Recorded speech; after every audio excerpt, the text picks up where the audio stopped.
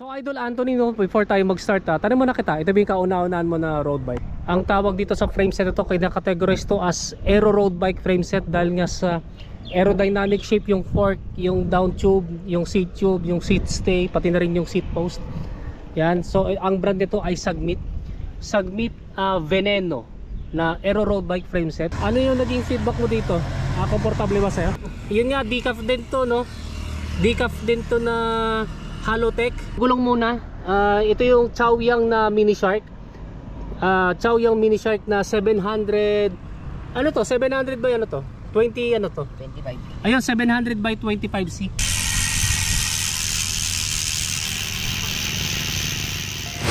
Never break, always fight, never quit, do it right, play the game, win it life, have no shame, there's no time, feel the pain, live the grind, I could change, in my mind, pick a lane, commit and climb, the only way to win it life, I never miss, that's fact, taking big swings, put your hand to the bat, put me in the ring, you'll go out in a bag, cause I sing what I mean and I bring it to the mad light, ain't got time to kill, I got time to feel, I took the red pill, I know life's short so I wanna live real, but how's it supposed to feel?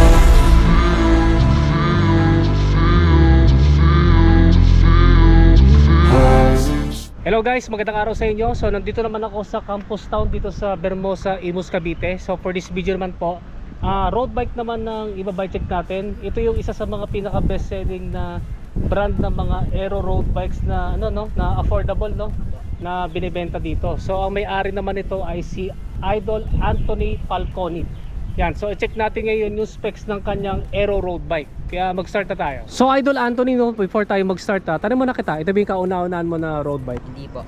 Ano yung nauna mo? Phoenix. Phoenix. So bigyan mo ko ng history kung paano ko nagkaroon ng Sagmit from Phoenix. Sinap ko lang po. Siniswap mo lang, no? Kasi nga napansin ko yung frame mo based dun sa pag-montage ko sa'yo, no? Masyado malaki sa'yo yung frame. Apo. Mamaya tignan natin yung particular size nito, no? And ano pala, Idol, saan mo madalas na ginagamit tong road bike mo? Long ride. Long ride? Saan ka ba nagla-long ride? Batangas. Batangas.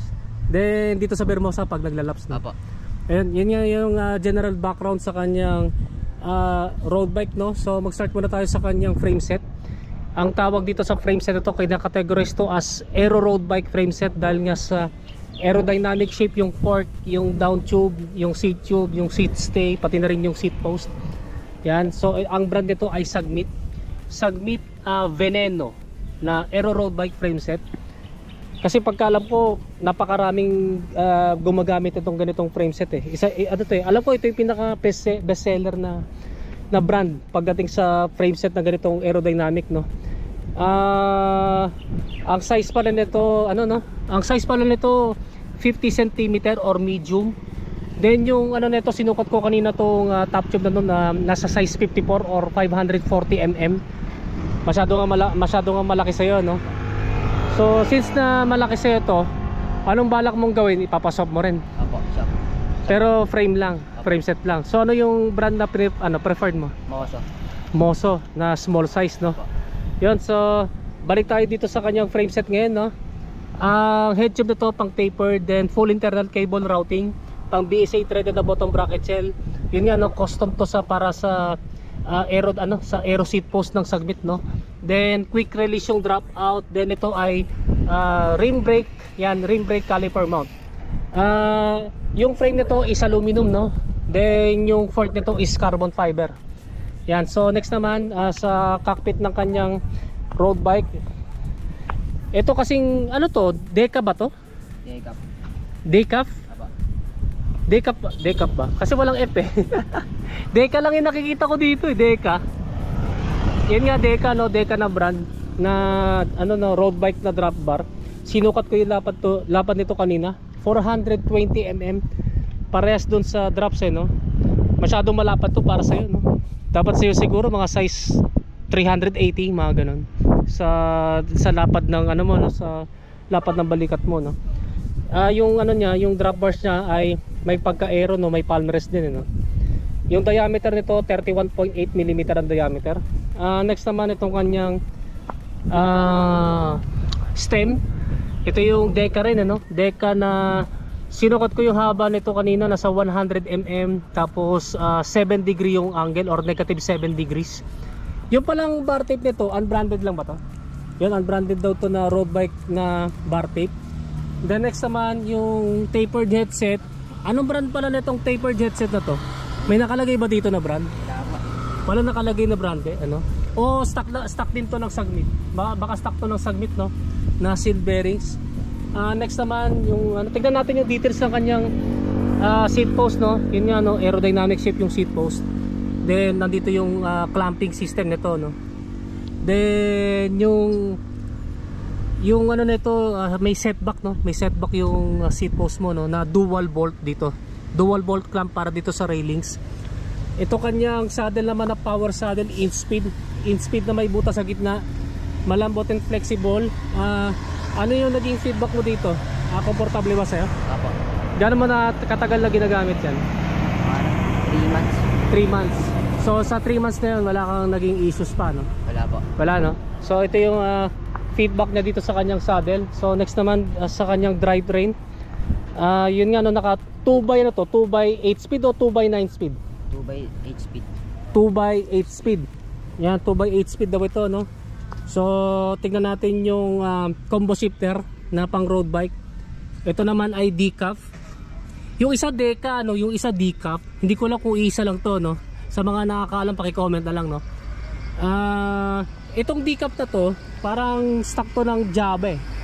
Parang galing yan sa Java na build bike. Yan, yun ang pagkaalam ko, no? Then next naman, ito naman kanyang road bike crankset.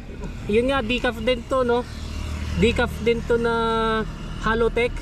Then ano pala yung ano nito? Yung bottom bracket nito. Sagmit ba to? Sabi po. Yun nga, Sagbit. Yun nga, Sagbit na Halotech threaded bottom bracket. Tinignan ko yung likuran nito. Ang crank arm length nito is 165 mm. Ano to? Tignan ko. Yan 110 110 BCD. Yung mga chain rings nito ay 5034. Yan compact sa RB crankset. Then next naman ito kanyang road bike to front derailleur. Ito yung Shimano Sora.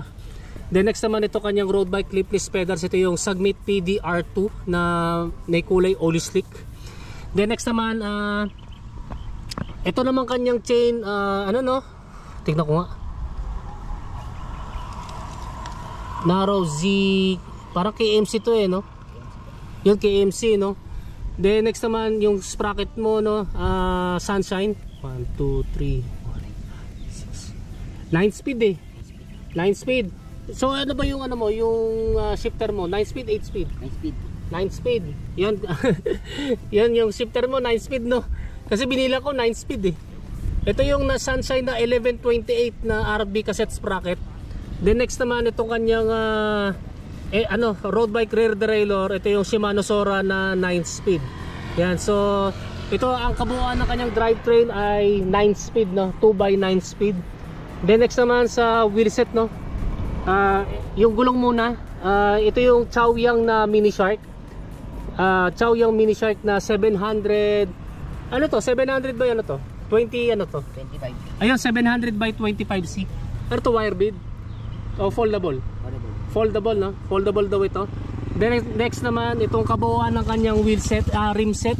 Anong Sagmit to? Sagbit Racing Pro. Sagbit Racing Pro.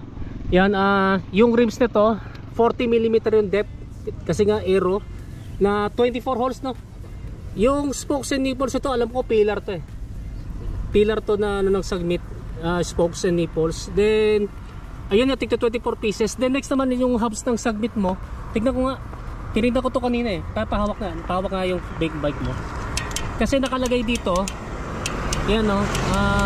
Yan. Ito kasi nababasa ko, 2040 magnetism ratchet system. So ibig sabihin ano pala to, no? Fully ratchet. Hindi ito pulse type, no? Kaseta pa free hub body, seal bearings. I-check natin yung tunog nito pag naka free wheel.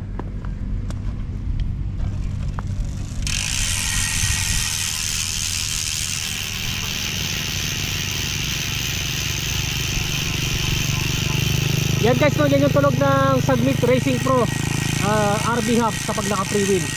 Yan okay na, no? Last na lang sa kanyang brake set. Yun nga, yung brake lever nya, yung decaf. na mechanical. Mechanical mechanical levers yan, pasensya na. Then lasa lang sa kanyang rim brake clamp na caliper. Ito yung Shimano Claris, no. Shimano Claris din yung brake pads mo, no. At Shimano Claris to na rim brake calipers. So ano pala, magkano yung total gastos mo? Ano pala, diba ano to, full swap buong bike? Swap lang po. Magkano yung swapping value nito? Hindi po alam eh. Hindi mo alam? Yung Phoenix mo, magkano yung yung sa unang bike mo? 10,000.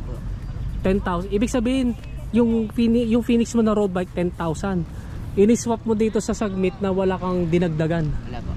Ibig sabihin parang worth to ng 10,000. Ang laki na natipid mo. Kaso nga lang, masyadong malakas yung frame, no? Kaya kailangan magpalit ka mag-swap ulit ng mas maliit na small size na frame yan. Yan guys, ito nga yung Sagmit Veneno Aero Road Bike ni Idol Anthony Falconit. Yan guys, no, na-i-check na natin tong Sagmit Veneno Aero Road Bike ni Idol Anthony Falconit. So kung meron kayong tanong regarding dito sa kanyang Aero Road Bike, i-comment na lang ninyo sa comment section down below. So Idol, mag-shoutout ka na. Shoutout pa sa team ko, ACC.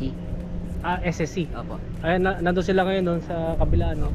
At saka maghanap ka ng kaswap mo, sabihin mo. Baka may mga viewers tayo na gusto magpa-swap. Trickle plus isap ko sa anak mo, so maliit. Na siguro ano yun, size 48 ba yun o 46? Size 46 lang po. Size 46. Yun, so salamat sa pag-budget ng MTB. Road bike pala, tasanin na ako sa MTB.